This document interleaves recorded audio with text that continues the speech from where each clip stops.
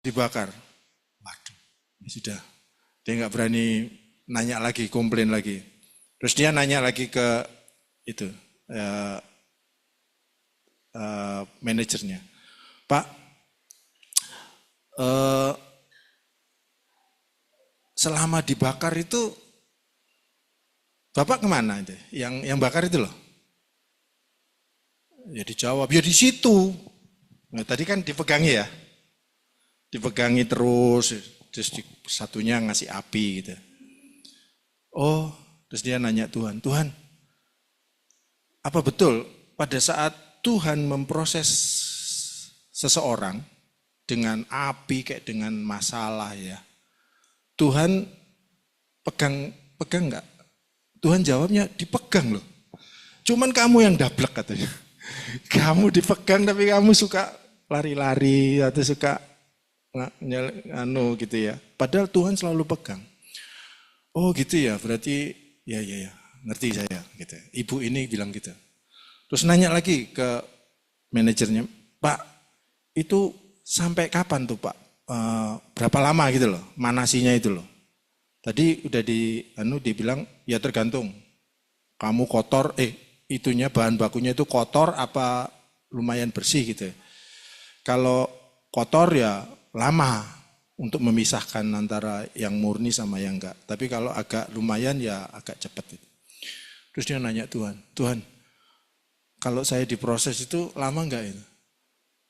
Oh lama kamu. Karena kamu sampai nanti proses itu selesai pada saat wajahku ada di dalam hidupmu. Waduh, berarti gitu ya. Betul yang cerita tadi. Perak itu murni kalau waktu kita gini itu ada bayangan wajah kita di situ. Itu sempurna dan selesai. Tapi baru satu loh ya. Nanti yang lain ya prosesnya beda-beda lagi. Ya itu satu aja dulu sampai wajah si pemroses memantul di perak itu. Sama dengan kita. Pada saat kita diproses oleh Tuhan, seperti saya sama istri saya itu, waduh, bolak-balik jatuh bangun, gitu. Ya tapi senurut aja deh. Ini kapan Tuhan? Gak mari-mari. Yo berarti kan daplek kan. Tuhan udah gitu. Ya akhirnya ya nurut aja wis. Nanti pasti selesai kok. Ya. Akhirnya Tuhan pokoknya sampai wajahku dilihat bojomu iso ndelok wajahku. Oh iya. Ya wis nurut wis. Oke. Itu cerita yang terjadi di kehidupan kita masing-masing. Apalagi kita sudah belajar kebenaran ya. Jadi kalau kita belajar kebenaran, nggak ada cara lain kalau kita mau benar masuk proses itu. Kalau enggak ya wis, nggak usah sama sekali. Cari yang lain saja. Saya bersyukur kita masih setia di sini. Oke, kita belajar dari Yudas Iskariot. Kenapa saya tergerak ke sini? Karena seperti ini saya. Atau mungkin juga banyak orang seperti ini. Tapi jarang hamba Tuhan yang menyampaikan kayak gini. Karena izin. Nggak mau, malu kali ya. Atau nggak relevan atau yang dibahas biasanya kan tokoh yang utamanya. Ayo kita baca di Yohanes 12. Bisa dibantu? Yohanes 12 ayat 1 sampai 8. Oke. Saya baca yang ayat pertama ya, nanti gantian ya, supaya nggak ngantuk ini. Oke. Saya mulai ayat pertama. 6 hari sebelum Paskah, Yesus datang ke Betania, tempat tinggal Lazarus yang dibangkitkan Yesus dari antara orang mati. Ayat kedua.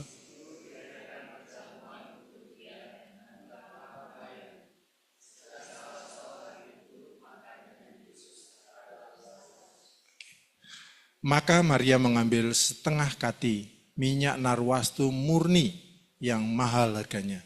Lalu meminyaki kaki Yesus dan menyekanya dengan rambutnya, dan bau minyak semerbak di seluruh rumah itu. Ayat 4.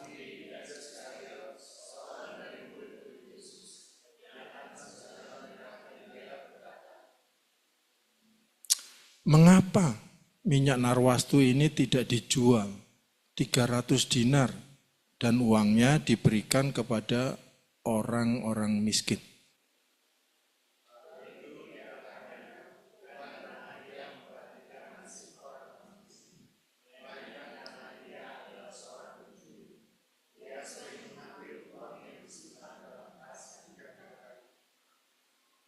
Maka kata Yesus, biarkanlah dia melakukan hal ini untuk mengingat hari penguburanku.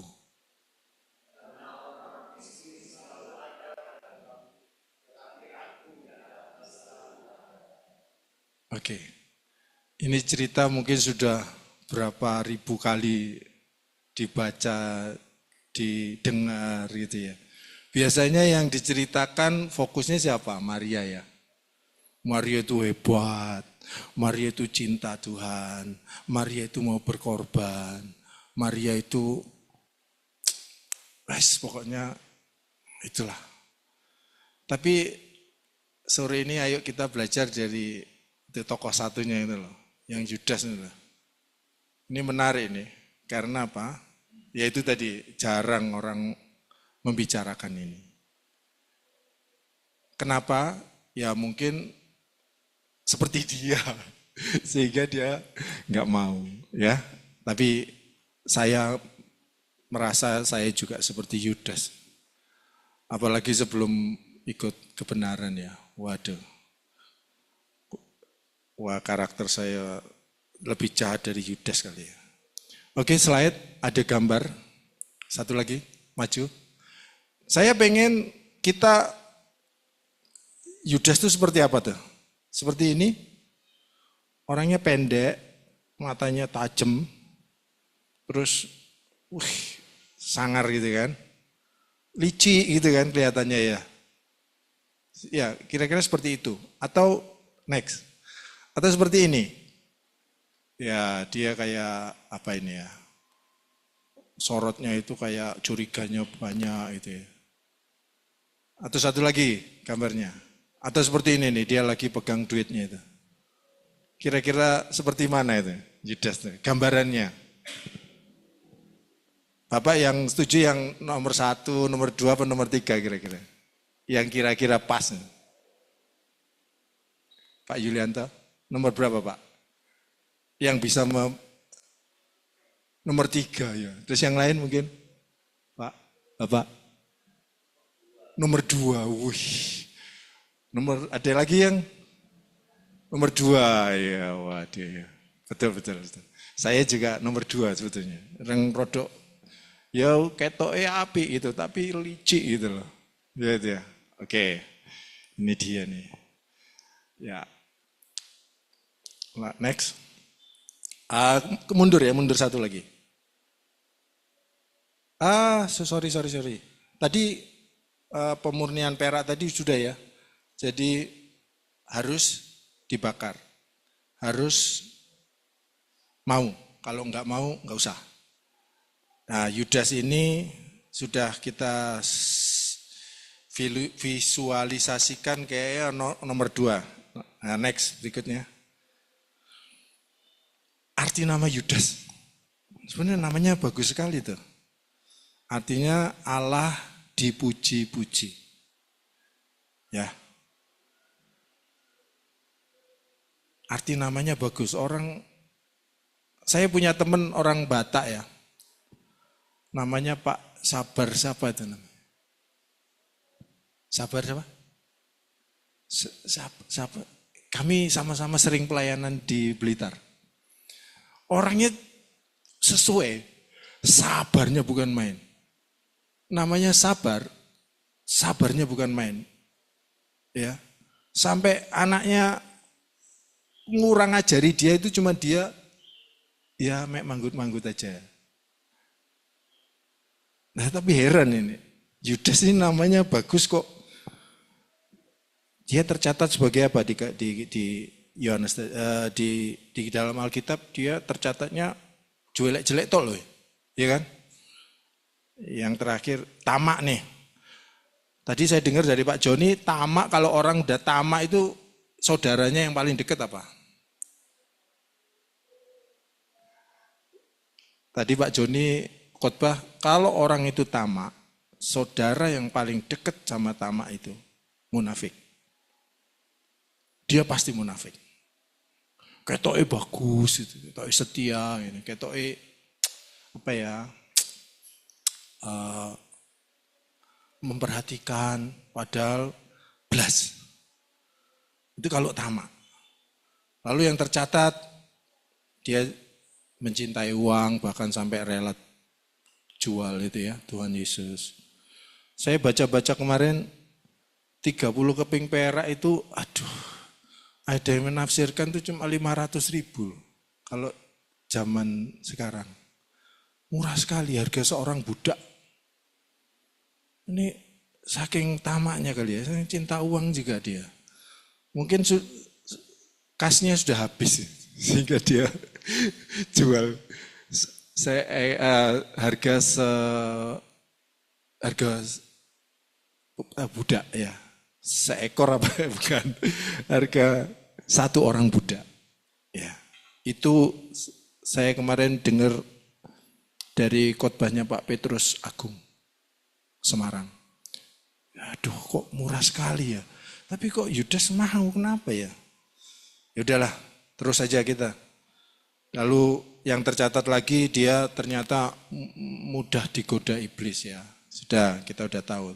Yang terakhir dia pengkhianat. Oke. Setuju semua ya? Ini benar semua ya?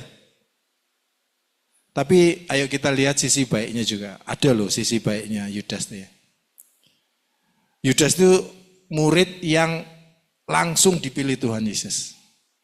Bukan karena kroni, dulure. Kan ada ya, yang saudaranya Tuhan Yesus, yang sepupunya itu kan ada. Karena saudaranya dijadikan murid gitu ya.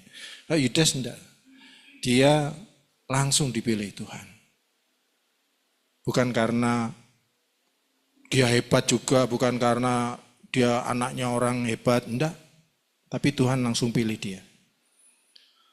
Yang kedua, sisi baik Yudas. Yudas dianggap mampu mengelola uang. Padahal di situ ada pesaingnya. Siapa? Matius. Matius pemungut cukai itu, wah pikirannya duit-duit gitu ya. Tapi kenapa kok dipilih Yudas? Berarti Tuhan tahu nih orang ini hebat nih dalam mengelola uang. Jangan ngomong baca Alkitab yang tadi itu, jangan dulu. Ini kita bervisualisasi seolah-olah sebelum Yudas mengkhianati gitu loh. Ya, Yudas dipilih, berarti Yudas hebat toh. Itu sisi baik. Yang ketiga, Yudas itu nggak pernah absen waktu bersama Yesus tuh. Misalnya, padahal dia orang yang murid-murid Tuhan Yesus tuh berasal asalnya dari Galilea itu aja, dari danau itu ya. Ya dekat-dekat situ. Yudas tok orang yang paling jauh. Dia di luar orang Galilea. Tapi dia nggak pernah absen. Alasan jenguk mamai kayak, saya nggak ngerti ya, dia punya istri apa enggak, atau keluarga enggak. Tapi nggak ada keterangan dari catatan itu Yudas paling dekat dengan Tuhan. Tadi Pak Joni Kilapong juga, Yudas ini sebetulnya dekat dengan Tuhan juga. Gitu. Kalau nggak dekat, nggak mungkin dikasih jabatan, gitu kan? Di dalam itu loh, kumpulan itu loh. Lalu sebagian besar, ini penafsiran ya, sebagian besar orang menganggap Yudas ini berjasa sekali.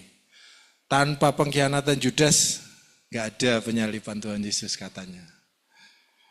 Tapi ini subjektif ya. Ini orang-orang zaman dulu melihat sisi baik. Tapi nggak apa-apa lah, bener juga sih. Kalau nggak ada Yudas yang pengkhianat ya Tuhan nggak disalib kali. Tapi enggak, tetap Tuhan disalib ya.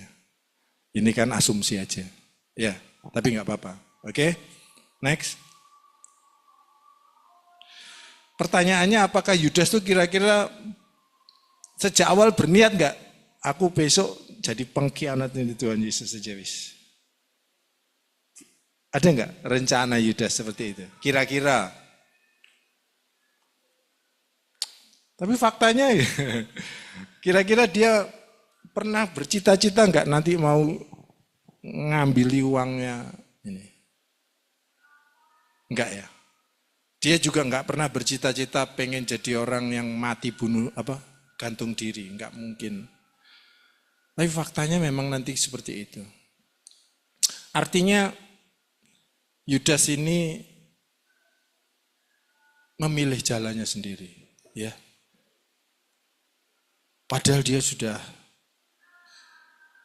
dengar langsung dari ring 1. Bukan dari kata ini. Beda, orang dengar langsung sama orang yang katanya ini wis meleset jauh kadang-kadang. Ya, itu makanya Pak Eres kadang-kadang karena yang ngomong ono sing ngurangi, ono sing nambahi, wis gak karu-karuan ya. Jadi maknanya enggak kesampaikan. Lalu pertanyaan yang kedua, apakah Tuhan kira-kira memang enggak ngerti lah Yudas ini bejat itu? Kira-kira Tuhan tahu enggak? Ya kita sharing aja. Tahu enggak? Tahu Bu? Kok dipilih Bu? Maksud Tuhan tahu ini orang bejat nanti menyengsarakan saya gitu ya. Tahu Tuhan kira-kira. Siapa yang setuju? Kira-kira Tuhan tahu siapa? Yang setuju? Wah banyak. Yang sini? Tahu nggak kira-kira Tuhan? Nantinya Yudas akan jadi pengkhianat. Tahu Pak? Tahu ya? Ya itu hebatnya Tuhan. Tuhan pasti tahu. Nah buktinya apa? Kan Pak Tuhan sendiri bicara kan, satu dari antara kalian akan mengkhianati aku. Tapi Tuhan itu enggak pernah menjatuhkan orang yang dikasih kan. Seandainya Tuhan ngomong, kok mari Yudas, ditabok ini sama teman-temannya ini ya. Tapi Tuhan enggak satu, jadi semua pada bingung. Tapi herannya enggak ada yang menyasar ke Yudas loh. Nah ini makanya tadi pertanyaan saudara dekatnya Tamak tadi itu loh. Enggak ada loh yang langsung berani nebak, ini pasti Yudas. Enggak ada. Enggak tercatat juga sih. Tapi saya yakin kalau misalnya ada, ya mungkin tercatat. Tapi ya inilah hebat. Yudas ini juga peran yang luar biasa ini orangnya. Ya, munafiknya ini dewa sudah, tingkat dewa dia. Dia luar biasa sehingga tidak ada seorang pun. Nah, next. Kira-kira Yudas berubah menjadi pengkhianat itu sejak ikut Tuhan atau di tengah-tengah atau mendekati uangnya kas ini habis lalu dia mengkhianati?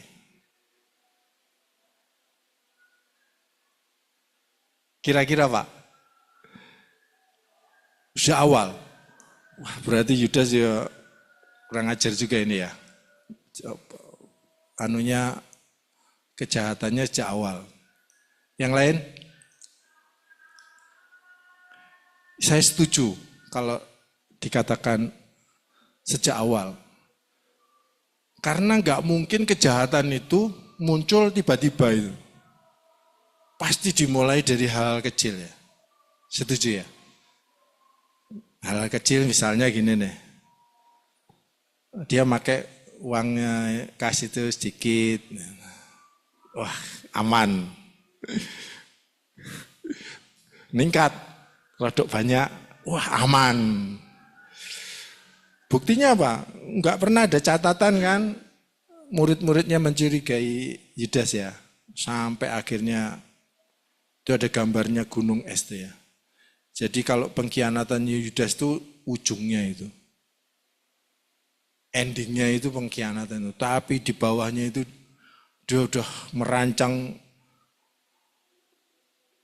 kejahatannya, kebiasaannya yang membuat menjadi karakternya dia jadi pengkhianat. Jadi kebiasaan mencuri uang itu yang membuat dia menjadi pengkhianat sejak dari yang kecil. Ya, saya juga pernah korupsi. Yang saya korupsi om saya sendiri. Tapi saya nggak merasa korupsi sebetulnya. Karena saya merasa bahwa saya membantu bisnisnya beliau gitu loh. Tapi ya tetap ya ini sesuai sama tujuan saya kita untuk belajar ini ya. Tahu tapi pura-pura enggak tahu. Iya toh? Sering ada orang tahu tapi gak apa-apa kan sing ero gitu ya. Saya pernah saudara, makanya saya juga, saya ini dulu suka korupsinya om saya.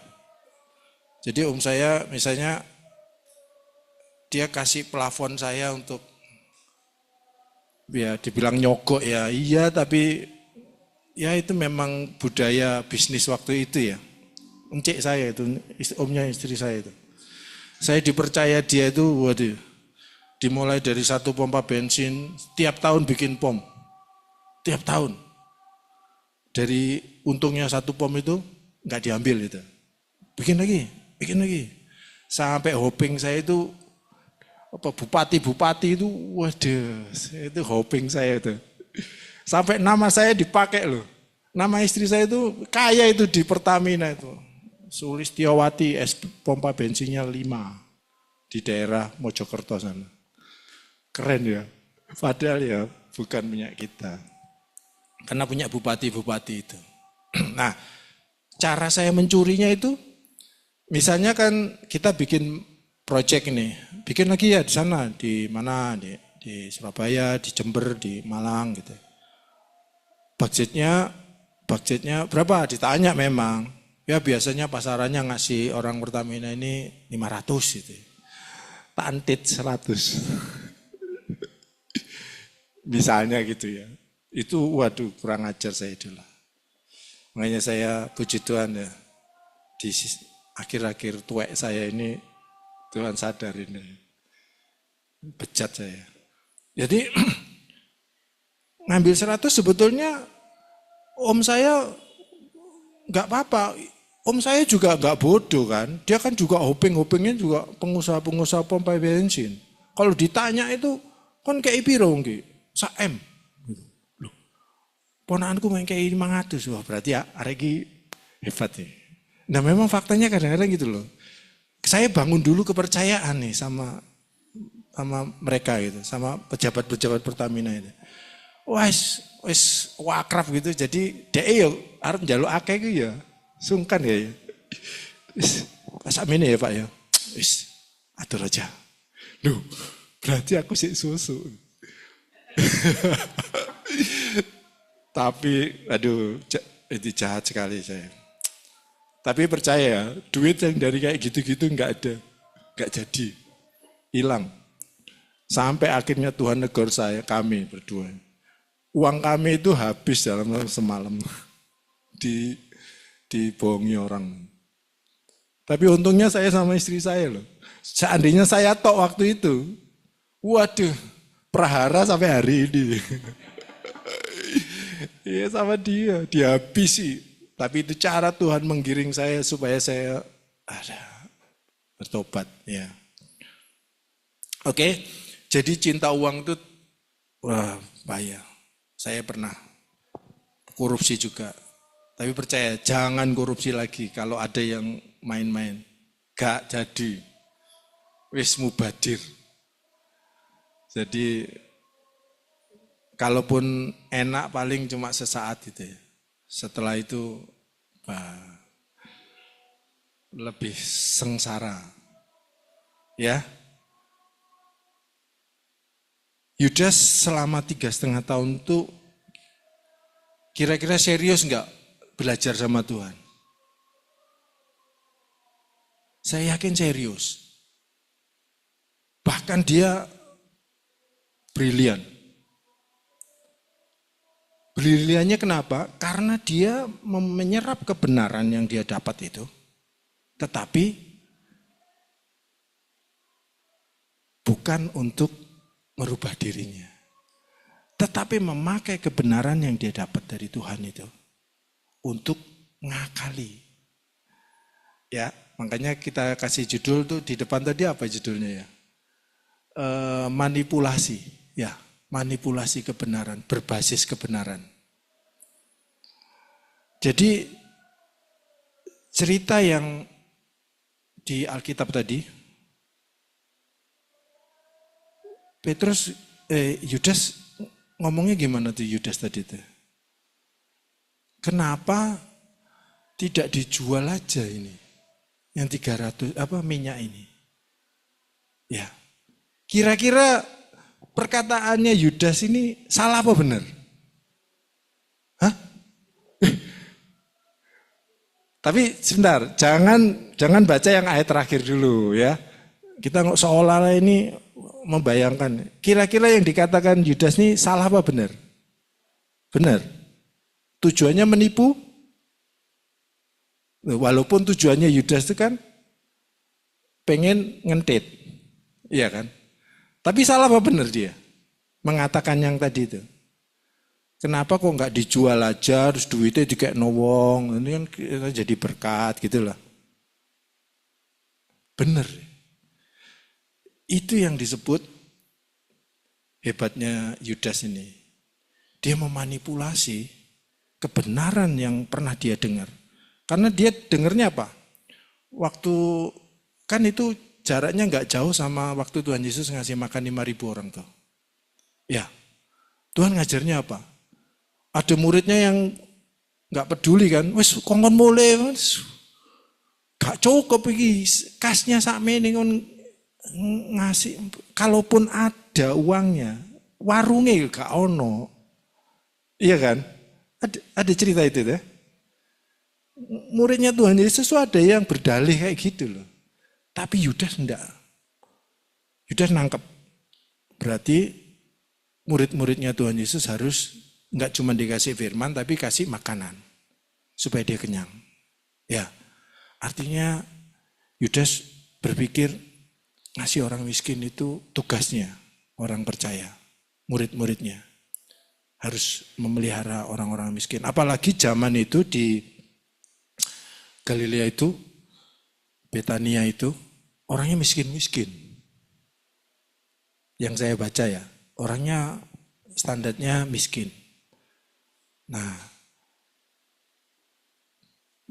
kira-kira saya waktu itu membayangkan gini, apa ya yang dimaksud manipulasinya Yudas nih? Saya bervisualisasinya begini ya, Yudas ini berusaha seolah-olah merubah paradigma orang-orang yang ada di situ, termasuk Maria. Dia itu kepengennya gini loh. Maria, tindakanmu ini bodoh. Kamu kan harusnya jadi berkat.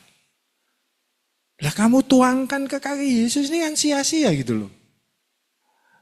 Kalau kamu mengasihi Tuhan, harusnya jualan aja. Nanti uangnya dibagi-bagi. Nah, dia mencoba merubah pemikirannya Maria dengan menyampaikan itu tadi. Lalu dia mempengaruhi teman-teman yang lain. Ya benar juga nih Yudas ini. Tadi Yudas kan gak pernah dicurigai dia tukang ngentit kan. Dan karena kemunafikannya Yudas tadi, dia gak terbukti dia. Sampai hari itu dia belum terbukti dia pernah ngambil uang kas. Ya. Nggak ada cerita itu, nggak tertulis. Tapi kalau ada pasti ditulis. Nah ini karena nggak ditulis bisa jadi nggak ketahuan. Dia berusaha teman-temannya juga, iya benar juga ini Yudas ini. Kenapa ya? Maria ini jangan-jangan Maria ini pengen nunjukin bahwa dia itu mengasihi Tuhan, pengen menunjukin bahwa dia itu mau berkorban. Itu asumsinya ya. Yang mau digiring sama Yudas kepada teman-temannya itu yang 12 itu, yang 11 itu. Kira-kira supaya nanti punya frekuensi sama, punya pemikiran yang sama seperti Yudas. Dia mempergunakan kebenaran ini untuk mempengaruhi. Karena itu sesuai sama artinya. Artinya manipulasi itu kan gitu ya. Apa itu artinya? Ada itu, saya catat ya. Arti kata manipulasi, upaya mempengaruhi orang lain untuk suatu kepentingan. Bisa kepentingannya dia atau bisa kepentingan kelompok. Ya, dia akan ngomong, waduh kesannya benar. Dasarnya benar juga, tapi tujuannya yang enggak benar. Oke, lalu implikasinya apa nih? Ayo kita sekarang, kenapa saya tadi bilang, jangan-jangan banyak orang Kristen yang manipulatif kayak gini nih. Pelakunya saya di antaranya. Saya berharap di sini tidak ada. Ini berlaku untuk jemaat di Aceh atau di Tibet sana. SKI Tibet. Di sini enggak. Nah, ini seringkali perilaku seperti Yudas ini sebetulnya sering dimiliki oleh kita ini. Ya, contoh nih suami kalau pas geger sama istrinya mau ngalah enggak? Lek saya ya sekarang rodok enggak, tapi rodok mau belajar ngalah lah. Kalau dulu dia ngomong sekecap, saya sejuta kecap. Ya, biasanya suami kan begitu ya. Wah ini salah, tapi ya mau ngaku salah. Harga dirinya di mana ini? Ya, akhirnya jurusnya kan paling gampang ini, meneng. Istri harus nurut sama suami. Betul ya? Karena suami adalah kepala. Ya.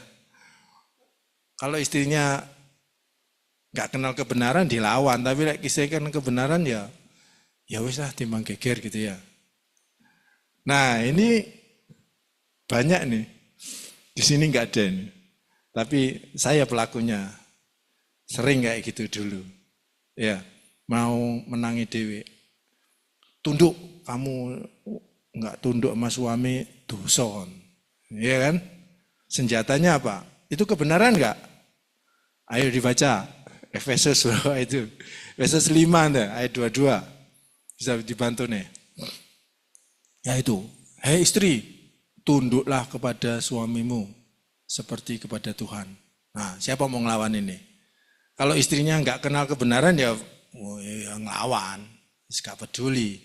Tapi kalau di sini kan semua ya wis timbang geger gitu kan. Diam gitu. Tapi ndokol kadang-kadang. Saya juga gitu. Saya masih berjuang juga di situ. Tapi nanti habis gitu ya Tuhan, sorry ya, maaf ya tadi kok masih ngamuk gitu. Tuhan ngomong, ya kadang-kadang komplain, bukan komplain tak sama Tuhan ini. Tuhan gak mari-mari, tambah suwe kok tambah dadi gitu.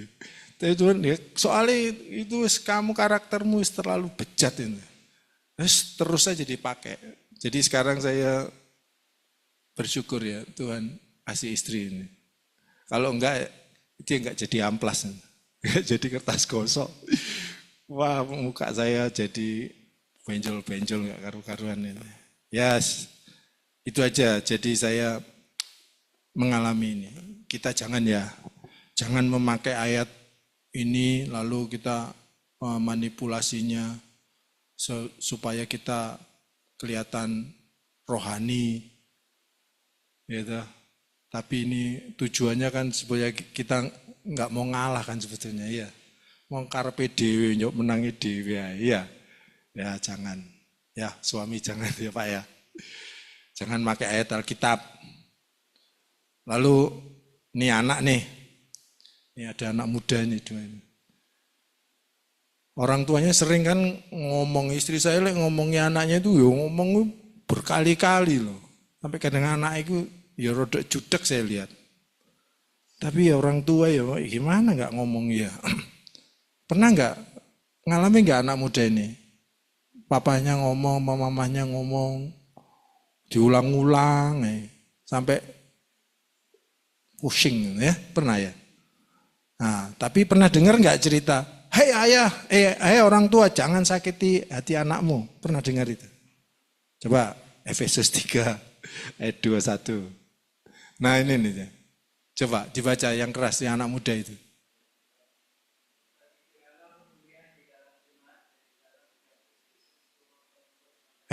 Kok keliru nih ya? Waduh ini yang ngetik anak saya kemarin.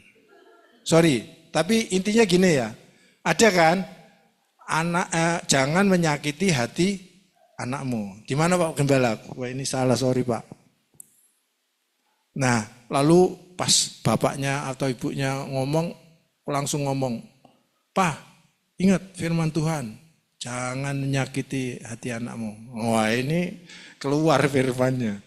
Bapaknya, wah iya. Tapi ini masuk kategori apa ya? Kategori ini memanipulasi ini loh. Memakai ayat Alkitab tapi sebetulnya hanya karena nggak mau dengar saran orang tua. Betul ya? Jangan ya.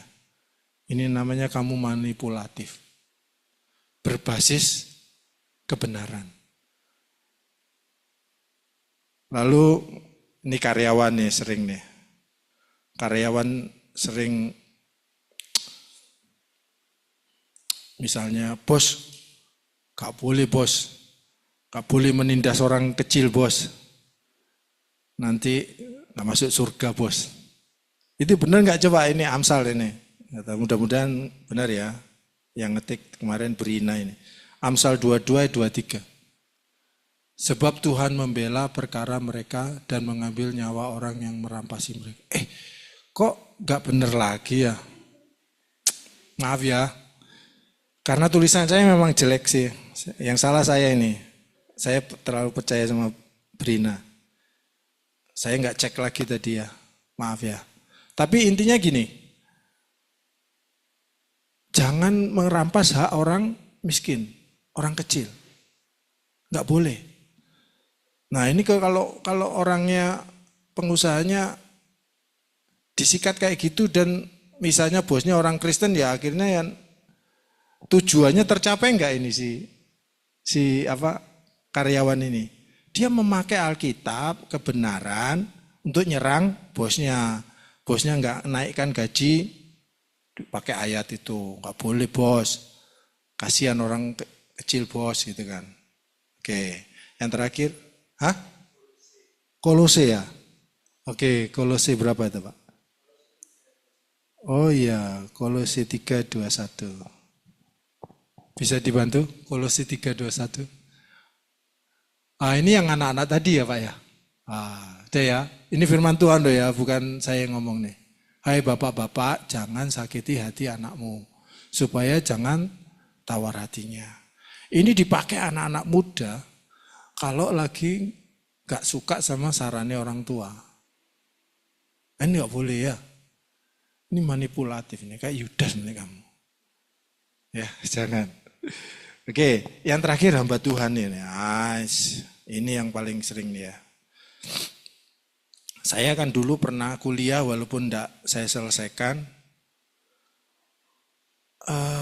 Rata-rata teman-teman kuliah saya melihatnya mereka jadi hamba Tuhan itu untuk mencari hidup. Bukan memberi hidup. Sekarang saya dimasukkan ke dalam grup Walaupun saya nggak lulus tapi saya dimasukin alumni apa STII namanya. Waduh, bicaranya itu ya wis gitu-gitu toh ya, berkat-berkat jasmani lah macam-macam itu. Nah, kalau saya baca kayak gitu, saya bisa menyimpulkan bahwa orang-orang kayak gini ini memakai ayat Alkitab untuk cari hidup. Kita bersyukur di sini enggak ya Pak ya? GSKI enggak ini. Tapi Pak, di luaran sana Pak, ada kantong persembahan itu sampai 3 atau 4 Pak. Ada ya, pernah lihat ada gereja ini yang merah ini untuk persembahan mingguan, yang kuning untuk bulanan, perpuluhan, lalu persembahan kasih. Udah tahu persembahan apa lagi? Bingung sampean. Ya, mereka pakai ayat Alkitab. Nah, ini yang disebut manipulatif tadi. Di sini enggak ya? Puji Tuhan enggak ya? Jadi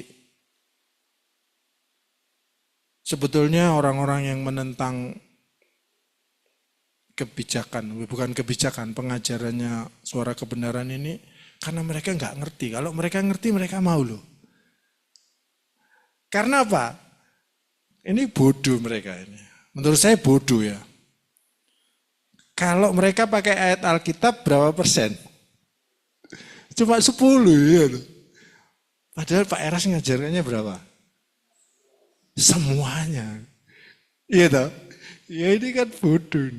Orang-orang yang masih pakai ayat Alkitab perjanjian lama lagi. Itu gak benar itu. Ya toh? Cuma 10. Kalau dia ikut Pak Eras, wah tambah wakeh bener. Karena gak cuma 10 seluruhnya. Ya, tapi ya itu kan cuma ya. Kita bersyukurlah. Oke, jadi Yudas selama 3,5 tahun belajar tentang kebenaran itu, ternyata Yudas tidak next Mbak. Ya. Ternyata Yudas tidak mengambil kebenaran itu untuk dihidupi. Dia mendapat atau menyimpan kebenaran yang dia terima dari Tuhan itu untuk kepentingan-kepentingannya sendiri aja. Bisa paham ya? Orang yang menerima kebenaran untuk diterima sebagai pengetahuannya, atau orang yang menerima kebenaran untuk dihidupinya. Nah kalau Yudas enggak untuk dihidupi, dipraktekkan, tapi untuk kepentingan pribadinya. Tapi kalau dihidupi, ya tadi harus masuk ke proses. Gak ono ceritane perak iso murni kalau enggak dipanasin. Kita juga kayak gitu, kalau kita menghidupi kebenaran, ya kalau tiap hari golek perkara pasangan kita atau anak kita, ya jangan komplain, ya itu prosesnya jalani. Itu yang artinya kita menghidupi ya. Kalau kita komplain ya gak usah wis. Cuma ya kemarin renungan malam tanggal berapa itu ya, yang kalau kamu mau ya jangan dikasih makan. Maksudnya ojo mbok hidupi. Kalau mau prosesnya benar hidupmu, ada masalah, ya diterima. Apa Tuhan maksudmu? Gitu ya. Ojo komplain, muring-muring mbek Tuhan. Aku setia kok tambah bendino tambah masalah tok ae. Waduh, saya juga kadang-kadang gitu saudara. Hari-hari ini saya dibuat stres sama aparat. Tapi saya nanya, Tuhan, apa iki tambah aku pengen, tapi Tuhan jawabnya simpel gitu. Karena kedaginganmu ini loh masih masih wangel, watos lho ketoke. Kamu harus hancurkan dengan kayak gini gitu loh. Ya kalau udah ingat itu ya wis nyerah wis. Tapi ya kalau dijalani ya kadang-kadang berat, tapi kadang-kadang ya Tuhan itu menghibur. Jadi kalau kita mau berurusan sama Tuhan itu sebetulnya enak. Enak. Golek pas gagal gitu ya. Contoh saya, aduh kenapa aku tadi kok seperti ini gitu. Terus Tuhan ngomong ini, gak apa-apa wis, pokoknya meneh ojo maneh ya. Itu lembut itu. Hebat itu Tuhan. Besok lagi. Tuhan, gak apa-apa aku tadi salah loh. Ya gak apa-apa, sesuk maneh. Ojo maneh ya. Wah, itu suara Tuhan tuh hebat. Sering saya kayak gitu. Terutama pada saat refleksi malam gitu ya. Saya mikir, Tuhan tadi aku salah, gagal gitu ya. Tuhan bilang, ya gak apa-apa wis, pokoknya sesuk aja maneh. Nah, terus ada yang suara lain tuh nyeletuk gini, kon bolak-balik gagal, gak iso. Itu ada ya, pernah gak ngalami gitu ya? Kon itu gak mungkin iso, terlalu bejat kan. Wah itu ngelemahkan. Terus saya bilang, kon ini sopo ini? Ngomong Tuhan aja ngomong, akhirnya ada suaranya Pak Eras apa Pak Joni ya, dengar keras sekali di telinga saya itu gini, Tuhan tidak berurusan dengan kamu itu kemarin. Enggak. Kemarin kita gagal, kemarin kita salah, Tuhan lupa. Tapi Tuhan berurusan dengan kita ini hari ini. Maksudnya ya komitmen kita hari ini. Jadi Tuhan gak ngeliat kemarin. Oh gitu ya. Ya udah bersyukur saya. Ya itu sering muncul dalam. Lalu seringkali orang belajar itu next Mbak. Satu lagi. Seringkali orang belajar kebenaran agar dinilai hebat, agar kelihatan benar gitu, orang benar gitu. Salah enggak? Agar dilihat kita belajar gitu ya, agar wah ini orang benar ini. Kalau itu salah, motivasinya itu salah. Kalau supaya dilihat jadi orang benar. Yang benar adalah supaya kita menghidupi, ya. Belajar mematikan karakter dosa. Ya. Banyak karakter dosa itu. Saya kalau berdoa itu, Tuhan, saya kan keras ya, jahat saya ini. Saya nyesel tapi hari-hari ini saya. Sampai anak-anak saya itu nggak pernah mau nelpon saya. Kadang-kadang ya kangen gitu, kadang-kadang ya gengsi, mau nelpon ya, harus nyalah no ini. Wancen arek gak duwe duga. Ya, tapi itu sebetulnya saya salah mendidik anak-anak ini. Ya, terus gimana Tuhan? Ya sudah, kalau kamu pengen anakmu kok mulai nelpon kon ya, gitu ya ngomongnya gitu Tuhan. Ya wis, saya gak usah kakean gitu ya, gak usah kakean macem-macem.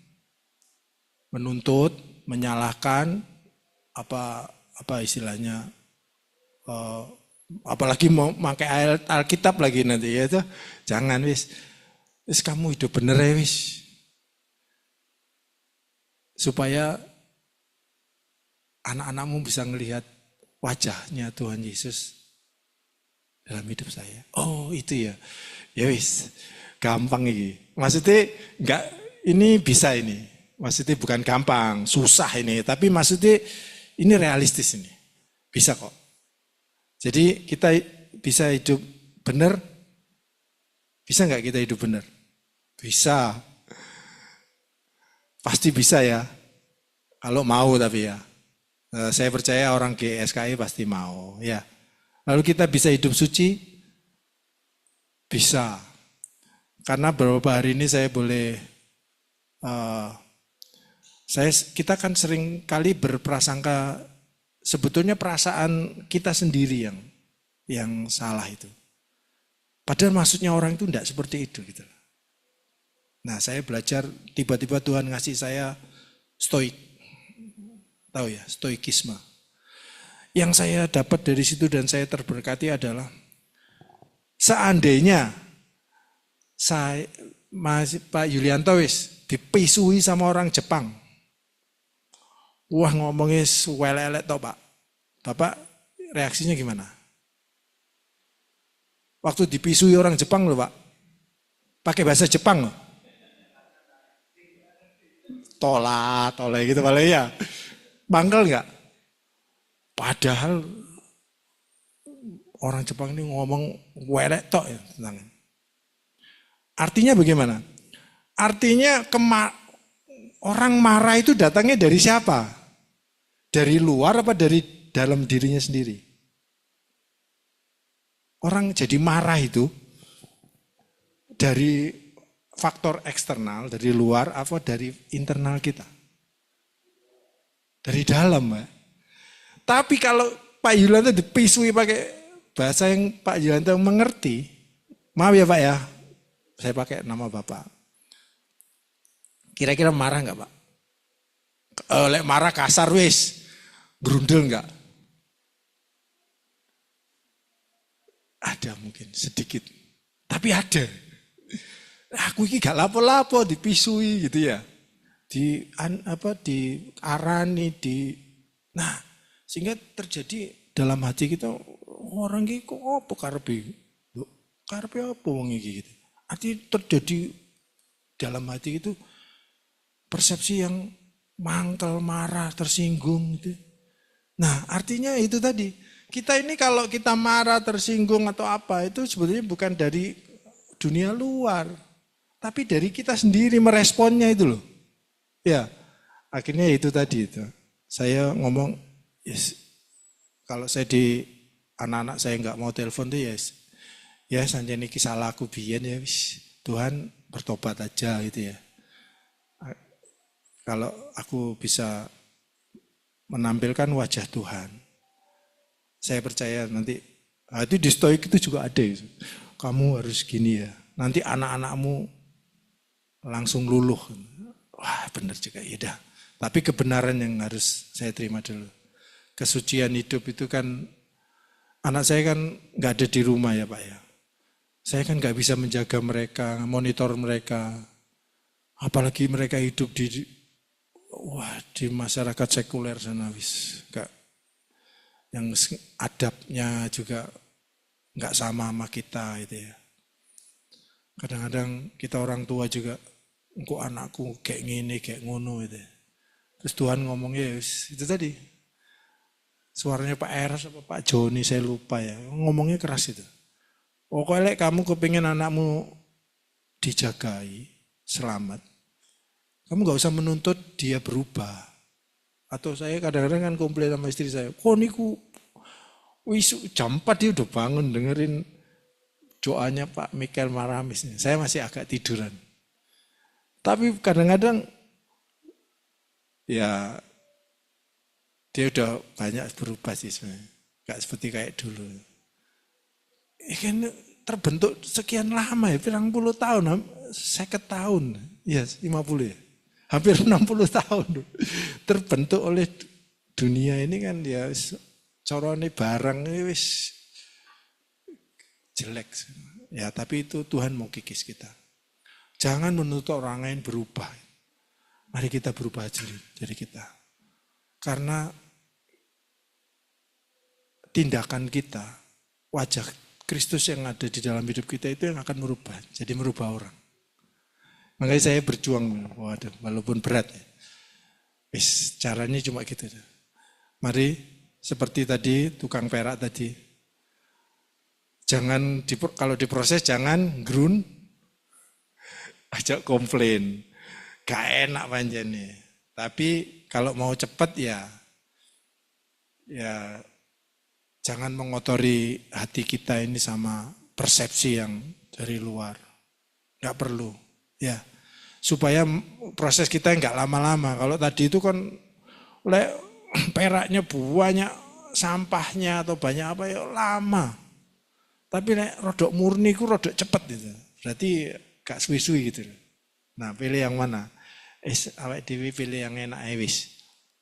Sampai wajah Kristus kelihatan. Nah, setuju enggak? Gimana Pak? Setuju? Susah enggak? Susah. Tapi tidak berarti tidak bisa. Ya. Kalau wajah Kristus muncul dalam hati kita, doa saya tiap pagi, Tuhan, buah roh itu loh. Seperti dinyanyikan anak sekolah minggu kemarin. Ada yang hafal enggak? Nyanyiannya, saya nggak bisa nyanyinya tapi hafal aja ya. Yang punya kasih, sukacita, damai sejahtera, kebaikan, kesabaran. Dia di mana Pak? Di mana alamatnya itu? Galatia itu. Galatia 5. Ya. Kasih, sukacita, damai sejahtera, kebaikan, kesabaran, kemurahan, kerendahan hati, kesetiaan, kelemah lembutan, penguasaan diri. Itu kalau kita mau, berarti orang bisa melihat wajah Kristus dalam hidup kita. Saya kira itu ya. Oke. Boleh Pak kita nyanyi Pak satu Pak. Saya senang sama lagu yang satu ini. Tarik aku itu loh. Pakai C Pak.